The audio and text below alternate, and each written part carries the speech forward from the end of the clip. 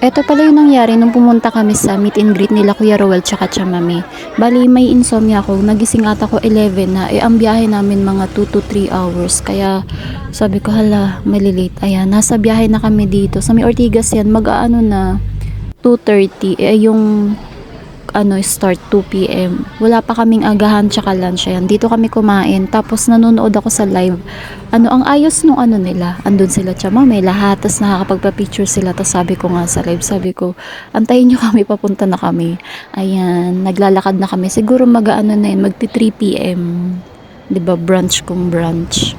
Yan, tawid lang kami sa may Star Mall. Tapos hindi kami naghagda na, nag-elevator lang kami. Tapos yan, eto na yung papunta ng Greenfield.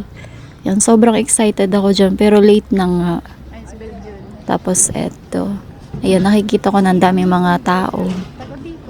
First time ko din pumunta ng mga meet and greet. Eto si Kuya Belgium, siya yung una ko nakita. Tapos eto, ayan, nakakatawa yung behind the scene kay Kuya Rowel. Naku, dinudumbog ng tao.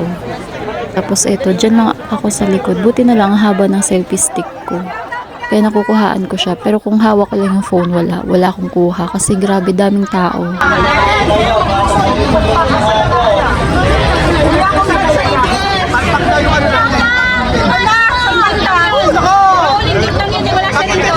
Tapos yan, busy na ako magpa-picture kila Kuya Belgium, Kuya Jose, kila Kuya Haris. Tapos eto, yan, nakapaikot yung mga tao. Halos di ko na makita. Buti may selfie stick ako. Yan sila Chamami. Hirap na nilang makita. Hindi ko sila nakita literal. Ayan, selfie na lang sa kanila for the memories. Pero si Mami Cookie, nakita ko siya kasi ang tangkad niya.